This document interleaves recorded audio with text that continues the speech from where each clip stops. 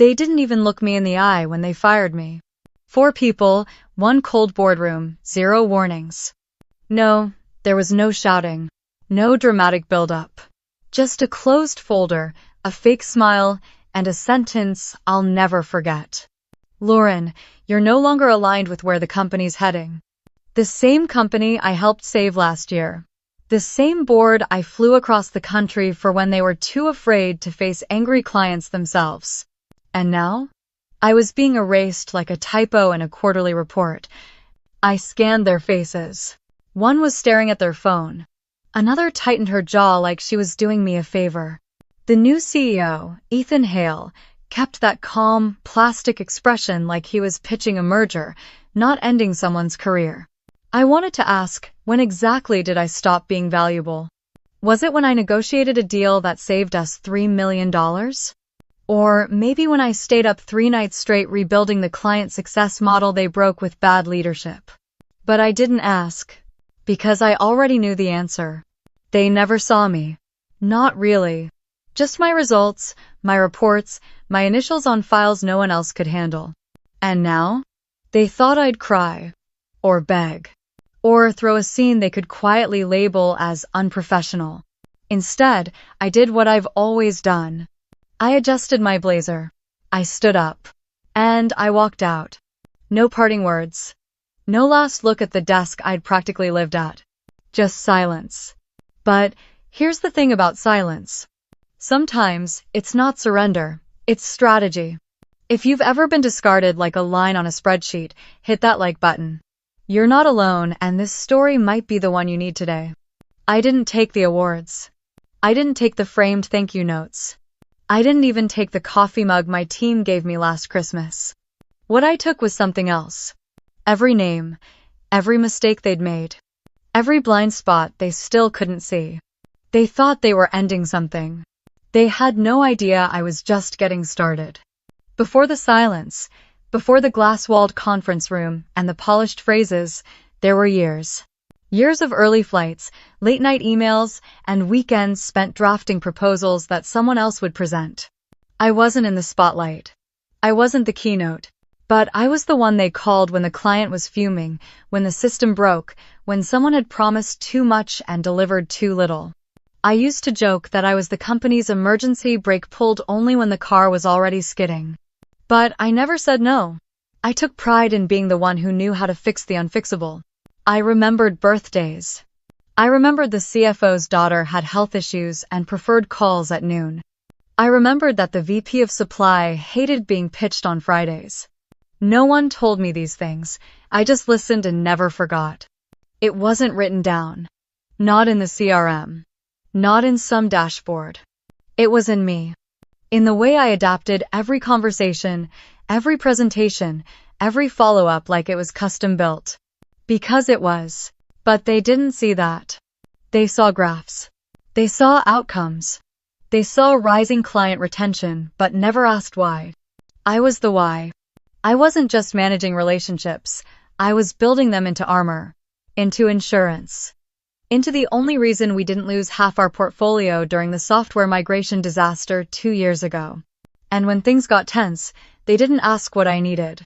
They asked me to make it go away. So I did. Quietly. Thoroughly. Without credit.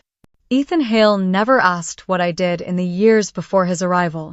He didn't see the tension I absorbed, the fires I put out before they became visible. He only saw the monthly KPIs. And when he saw them stable, he assumed they were effortless. I wasn't effortless. I was essential. But you don't put that on a resume. I remember one winter Chicago froze over, flights were grounded, and our largest partner was threatening to walk because of a delayed fulfillment rollout. I drove 6 hours through a snowstorm just to meet them face to face. No one from the leadership team even noticed I'd left. But the client did. They renewed the next morning. I didn't post about it. Didn't brag. I just added it to the growing list of things I did that no one clapped for. They said I was low profile. What they meant was, they never bothered to look. That's the thing about being the glue. People only notice you when something breaks. So I kept everything together. For years. And they got used to it. Used to my silence. My consistency. My calm when everything else was on fire. Until the day they decided none of it mattered. Until the day they replaced the glue with gloss. And when that day came, I didn't remind them what I'd done. I didn't try to convince anyone I was worth keeping. Because, by then, I had already realized something they never would. If you have to explain your value to people who benefit from it every day, they were never really paying attention. I didn't slam the door. I didn't cry in the elevator or post a cryptic quote on LinkedIn. I just left. Not dramatically. Not quietly either. Just deliberately. Like someone stepping off a train that no longer went where she was heading. As soon as I stood up from that boardroom chair, I could feel the shift. Not in the air. In me. Something heavy let go. Not grief, not even rage. Just this deep, undeniable clarity. They don't deserve the weight I've been carrying. I walked past the reception desk where I used to leave muffins for the morning crew. Past the wall of awards that still listed my team's name but never mine. Past the framed mission statement that no one read anymore. And I didn't stop. I didn't go back to my desk. Didn't grab my charger, my planner, or the coffee mug that said, "Calm is a superpower." It wasn't that I didn't care. It was that I no longer owed the moment anything. Not even closure. I heard someone whisper behind me, maybe an intern, maybe just a passing breath. Is she really leaving like that? Yes, I was. Because I'd spent too many years making graceful exits from burning buildings. Too many years softening my departure so no one else had to feel uncomfortable. Not this time. This time, I gave them exactly what they gave me. A blank hallway. A closed door. No explanation. When I stepped into the parking garage, it was oddly quiet. Like the building itself knew something had just ended. I sat in my car for a while. Not crying. Not angry. Just taking inventory. No more fighting to be seen. No more compensating for people who mistook my silence for insignificance. No more saving people who would never do the same for me. I thought about the projects I'd leave behind. The contracts I'd nurtured. The systems I'd refined. The teams I'd mentored. And I realized something. They'd keep running. For a little while. Until the cracks started to show. Until someone asked a question no one else knew how to answer. That was always my role, answering the questions no one had thought to prepare for. But now? Now I didn't need to answer anything. I pulled out of that garage without looking back. No rage playlist. No farewell calls. Just a quiet breath. And a strange, unfamiliar thought. Maybe I wasn't erased. Maybe I was freed. The first 3 days after I left, I didn't do much of anything. I didn't update my resume. Didn't scroll job boards. Didn't reply to the flurry of polite confusion trickling in through my personal email. I just existed. Most of those days were spent on my small balcony in Chicago, coffee cooling faster than I could drink it, watching the light shift across the buildings like time was dragging its feet. There was no meltdown. No great unraveling. Just a strange quiet I hadn't felt in years, like stepping outside after a fire and realizing you're still standing. But on the 4th morning, something shifted. I opened my laptop out of habit, not intention. The screen lit up with unread messages, some junk, some from old coworkers suddenly pretending they'd always admired my work. And then, there it was. A subject line I didn't recognize from a name I almost forgot. It had been sitting there for 6 weeks. Unread. Unbothered. Waiting. Catch up! That's all it said. It was from Jules, the founder of a small startup I had consulted for nearly 2 years ago. Back then, they were just an idea and a whiteboard. But I remembered Jules. Sharp, disarming, never wasting time with titles or buzzwords. I hesitated before clicking. I wasn't ready to be needed again. But curiosity edged past caution. Inside was a short, to-the-point message. We're building again. This time for real. Small team. Big gap to fill. No fluff. Just listening. I think you'd know what to do. If you're interested, Fly out this weekend. Coffee's on me. J. That was it. No attachments. No pitch deck. No urgency. Just a doors lightly open. I sat there, staring at the screen, feeling something I hadn't felt in a long time. Not pressure. Not fear.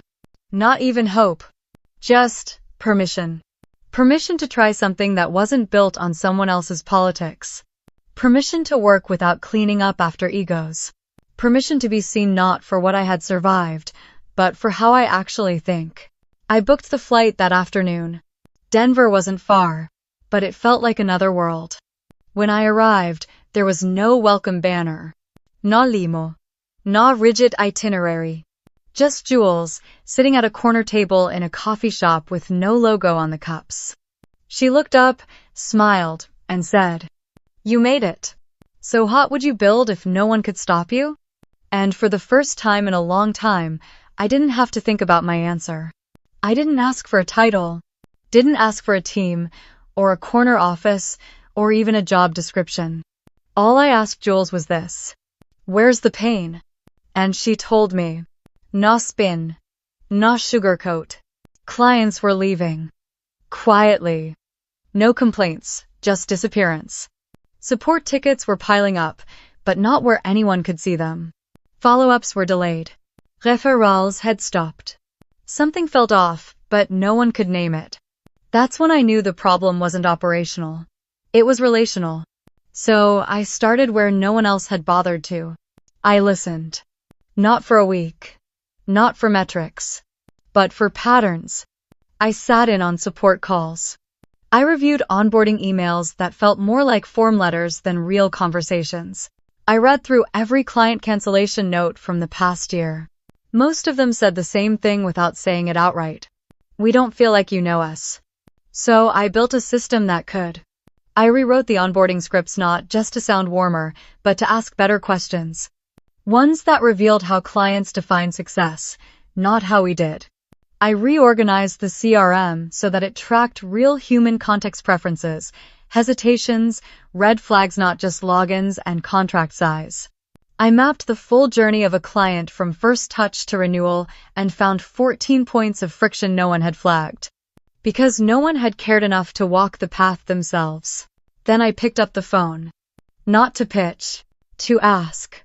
I called every top-tier client who hadn't churned. I introduced myself plainly. "I'm not here to sell, I'm here to listen." Some were hesitant at first, others surprised. But all of them opened up because when someone finally asks what you need, it's hard to stay silent. I tracked everything. Built dashboards that didn't just show numbers, but patterns. Created a pain point matrix. Rebuilt follow-up cadences. Retrained the onboarding team. No one outside the company noticed. New headline, new post, new announcement. But inside, things began to shift. Client feedback got warmer. Renewal rates ticked up. Support escalations went down. And for the first time in 6 months, a client referred someone without being asked. Jules looked at me one afternoon and said, "You didn't just fix the system, you made people trust us again." But I didn't smile. Not fully.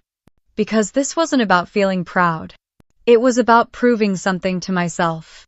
That I wasn't broken just because they threw me away. That I didn't need their title, their applause, or their permission to build something that worked. I didn't post about it.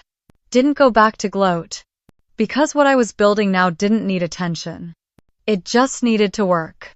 It started with a familiar name in a Slack notification. Apex Freight. A logistics firm I had worked with for 5 straight years at my old company. They were one of the difficult clients, demanding, meticulous, allergic to small talk. But I understood them. Because I never sold them a vision, I solved their pain. And now, they were on a discovery call. With us. I didn't say a word when the invite came through. Didn't mention the history. Didn't warn Jules or the sales team. I just watched, listened, and waited. On the surface, they were just exploring options. Standard procurement refresh, they said. Nothing personal, they said. But when the meeting started, I knew better. They weren't here to explore. They were here because something had cracked. The Apex team sounded tired. Not angry tired. Of miscommunications. Of waiting 3 days for answers. Of feeling like they were a line item on someone else's QBR. They didn't say the name of my old company. But I heard the silence where it should have been. I stayed in the background for that first call. Let our client success lead run the meeting.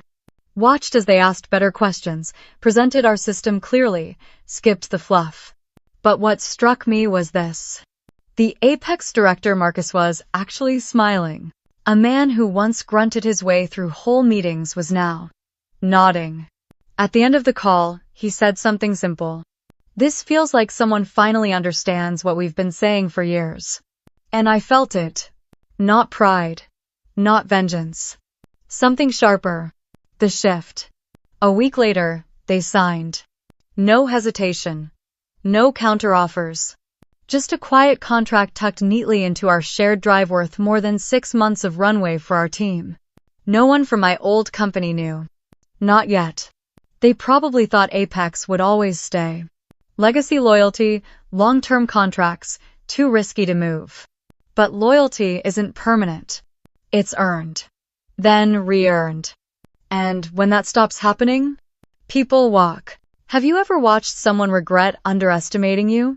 Drop a look icon in the comments if you've ever seen the shift happen right in front of you. After the deal closed, I went for a walk alone. Just around the block. I didn't call anyone. Didn't post anything. But I'll admit when I passed a city bus with an ad from my old firm plastered on the side, I smiled. Just a little. Because while they were paying for headlines, I was building something people didn't want to leave. And this was just the first. It didn't take long for the noise to start. 2 weeks after Apex Freight signed with us, my old company launched a full-blown PR campaign. New leadership spotlight. A flashy client innovation summit hosted in a rented ballroom with ambient lighting and overly rehearsed speeches. An announcement about a client success realignment strategy, whatever that meant. And a new slogan, plastered all over LinkedIn.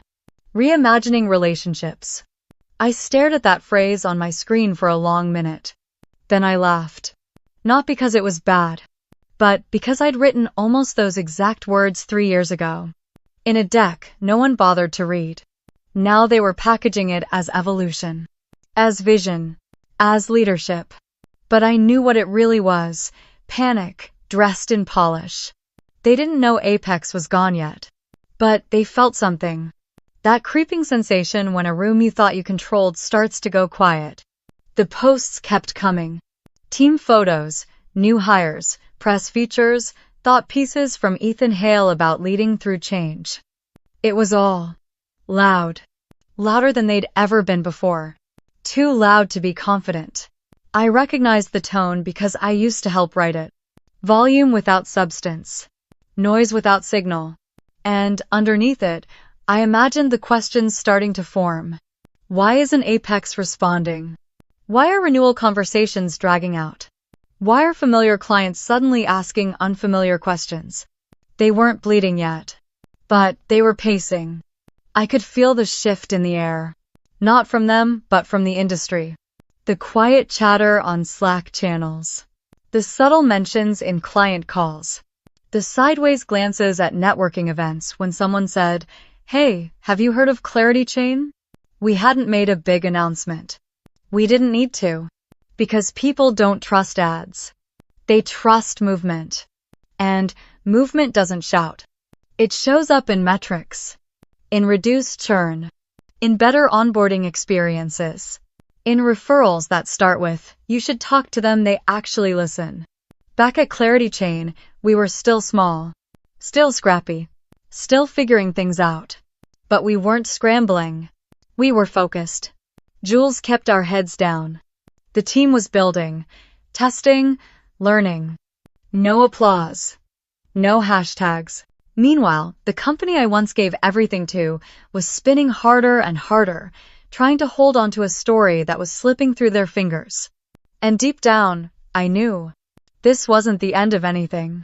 It was just the beginning of them realizing they no longer had control of the narrative. And the more noise they made, the more people started listening for something quieter. It came through like any other opportunity quietly, via a contact form on our website. No fancy intros. Just a message from a government procurement officer named Harris, inquiring about our work in last-mile logistics. They were exploring vendors for an upcoming federal distribution contract. 4 years, 7 figures. Nationwide reach. At first, it didn't register. We'd seen RFPs before. We'd submitted for smaller regional bids, earned a few, lost a few. But this one was different. When Jules forwarded it to me, she only wrote, "This might be the one." I opened the PDF. It wasn't just budget, it was infrastructure level big. Cold chain compliance. Rural delivery adaptation. Real-time crisis rerouting. The kind of contract that required not only precision but comprehension. And as I read through the scope, I felt my chest tighten. Because I'd seen this contract before. Not this exact one, but its early blueprint. Back when I was still at my old company. I'd flagged many of the issues outlined in the brief, especially the ones about failure points in Midwest transit zones and power inconsistencies in rural clinics. I'd raised them in a cross-department meeting 2 years ago. And they'd told me, "That's not our responsibility, it's outside scope." But now, that outside scope had become the scope. I knew my old firm would go after this. They had the name, the certifications, the polished credentials. And they'd assume it was theirs to lose. That was their pattern: lead with reputation, pad it with flash, close with legacy. But this time, I had something they didn't. Time. And trust. We didn't need to outmarket them. We needed to outunderstand them. So I called 2 of our top clients who had experience with federal logistics. Explained the opportunity. Asked if they'd be willing to share anonymized operational data for a pilot model. They said yes without hesitation. For the next 10 days, I barely slept. I worked with our engineers, mapped out a prototype routing system, built in contingency protocols, and matched everything against the specs in the RFP line by line. No fluff. No jargon. Just a working answer to every risk they were afraid to say out loud. When we submitted the proposal, it wasn't a pitch deck. It was a field-tested framework. While my old company was probably refining their language and rehearsing their lines, we were refining our model, testing it in real-world conditions. We didn't announce anything. Didn't hint at it. Didn't even mention it in our internal meetings, except between those who were directly involved. Because this wasn't about ambition. It was about readiness. And deep down, I knew. This wasn't just another contract. This was the battleground. The one where brand would finally meet reality. The one where noise would be tested against results. And for the first time since I walked out of that boardroom, I didn't feel erased. I felt armed. The room was colder than I expected. Conference center, downtown DC, high ceilings, long table. Bottled water lined up like little soldiers. On one Sidious. On the other them. I recognized the people across the table before they even sat down. Same sweets. Same cadence. Same recycled buzzwords already forming behind polite smiles. And at the head of it all, Ethan Hale. Polished, rehearsed, and utterly confident. I hadn't seen him since the day he slid that severance packet across the table. He didn't recognize me at first. I wasn't in a blazer this time. No corporate badge. No carefully composed expression. Just me. Present, focused, quiet. He did a double take halfway through his opening pitch. His eyes flicked to mine, then back to his deck. That brief stutter in his rhythmic told me everything I needed to know. He hadn't seen me coming. Their presentation was expected. Glossy slides, big numbers, sweeping language. A case study about a facility in Nevada that had nothing to do with the realities of rural Midwest. A consultant spoke about synergized throughput. Another said the words legacy pipeline, like it meant something. Then it was our turn. We didn't have a deck. Our engineering lead opened with a dashboard. Live. Unfiltered. Real roots. Real data. He walked through how we'd already implemented 3 of the contract's pain points with current clients. No promises. Just proof. The Federal Review panel asked about live disruption response. Ethan's team hesitated. Deflected. Offered a theoretical plan. We didn't. Our lead tapped the screen. Pulled up a real-time incident from 2 weeks ago. Showed the trigger, the escalation, the exact steps we took down to the response timestamp. You could feel the air shift. No one said anything for a few seconds. Then one of the panelists leaned forward and asked, "Why aren't we already working with you?" Ethan didn't look at me again after that. Not during the discussion. Not during closing questions. Not as we packed up. But as we crossed paths in the hallway outside, he stopped. Just for a moment. "You're with them now?" he asked. I nodded. No smile. No bitterness. Just a nod. He didn't say another word. But the look in his eyes said plenty. Like someone who'd just realized the floor beneath him had changed but hadn't figured out how or when. And maybe that was the most satisfying part. I didn't win by shouting louder. I won by speaking less and building better. 2 days after the contract was awarded, the press release dropped. A short paragraph from the federal agency, naming Clarity Chain as the lead vendor for national logistics distribution. Within hours, the industry took notice. LinkedIn posts popped up. Articles were published. The headline wasn't loud, but the impact was seismic. By sunset, my phone lit up. First, it was an email. "Hi Lauren, hope you're well. We were surprised by the announcement today. Wondering if you'd be open to a conversation." No name. Just a signature block that belonged to a VP who used to pretend I didn't exist in meetings. Then came the voicemail. Ethan's voice. Measured. Slower than usual. "Lauren, I think we may have misjudged. There's room for you here again, if you're interested. Let's talk." That one I listened to twice. Not because I was tempted, but because I wanted to hear how far the tone had shifted. No more corporate language. No realignment. No strategic decisions. Just vague references to making things right. 2. New leadership opportunities. 2. Bonuses and equity and visibility. All the things I was never offered when I was holding the company together with both hands. They thought this was an olive branch. But it wasn't. It was desperation dressed in diplomacy. And I wasn't angry. That surprised me. I didn't feel spite or satisfaction. What I felt was distance. Like watching someone from a life you used to live try to rewind a tape that had already been recorded over. I didn't respond. Because by then, I was already somewhere else. In another time zone, onboarding 2 new clients who had come to us after reading that same press release. One of them had said, "We don't care where you came from. We care that you get it." That's all I ever wanted, really. To be somewhere I didn't have to prove I was valuable by surviving things I should have been protected from. The voicemails kept coming. Some urgent. Some oddly casual. Some from people who had never spoken to me directly before. But they all circled the same truth. They didn't want me back because they respected me. They wanted me back because they were bleeding and I had the bandage. I remember sitting in my kitchen one night, phone face down, email open on my laptop, unread. And I realized something. If they had called me 6 months earlier, I might have hesitated. But now I didn't need the door. And the real victory wasn't that I walked away. It's that when they came calling I didn't feel the need to turn around. I didn't celebrate with champagne. No party, no toast, no victory speech. After the contract was announced and the messages stopped surprising me, I walked into our Denver office the next morning at 7:12 a.m. Same jeans. Same laptop. Just a stronger spine. Jules greeted me at the door with coffee. No words.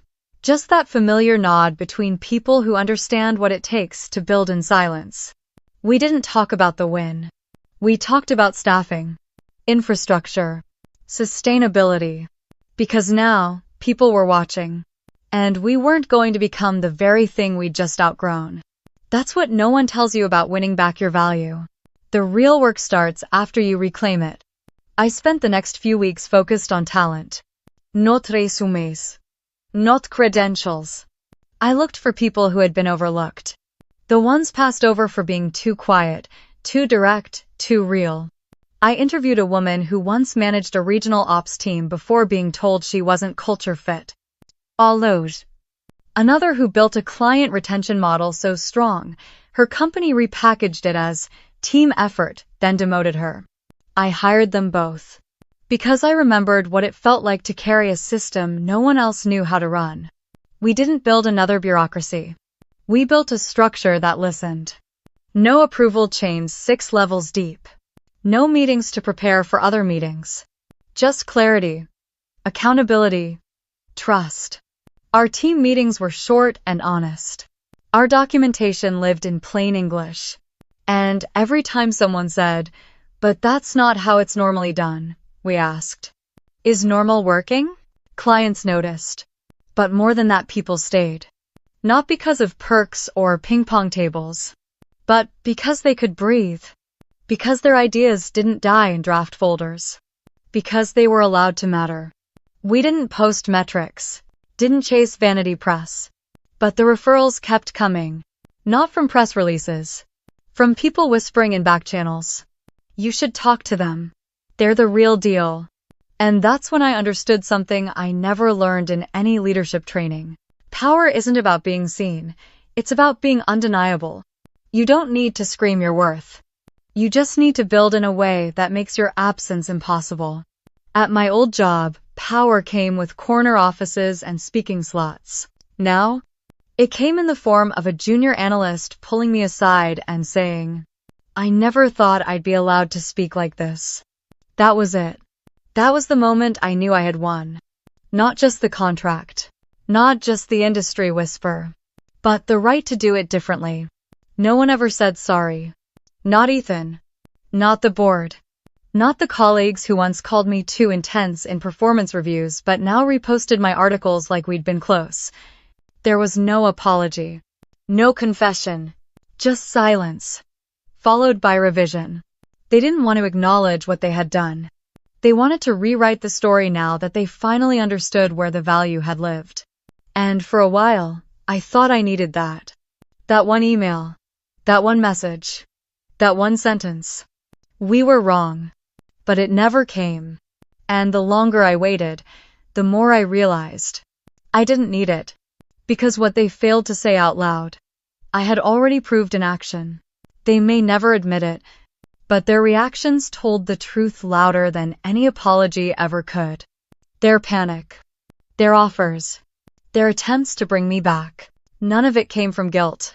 It came from loss. They hadn't changed their values. They'd just lost their leverage. And I no longer needed to be part of that conversation. I'd outgrown the room I once begged to stay in. And that's the part they'll never understand. Sometimes, the most powerful thing you can do is not return. I didn't build Clarity Chain to get revenge. I built it because I finally had space. To think. To trust. To grow without someone asking me to dim myself for their comfort. And somewhere along the way, I stopped waiting to be seen. I just started showing up fully. And the people who could see that stayed. And the ones who couldn't faded. Not every wound needs words. Not every ending deserves closure. And not every injustice needs a reckoning. Sometimes the quietest revenge is peace. Think of one place in your life where you're still waiting to be seen. Now imagine what would happen if you stopped waiting and started building. If that hits home, share your story in the comments. Someone might need it. Because someone out there is holding back their brilliance, waiting for permission that may never come. And they need to know. You don't need their apology to move forward. You need your own decision. That's what I learned. Not in a moment. Not in a headline. But in the ordinary, relentless rhythm of showing up fully without needing to be invited.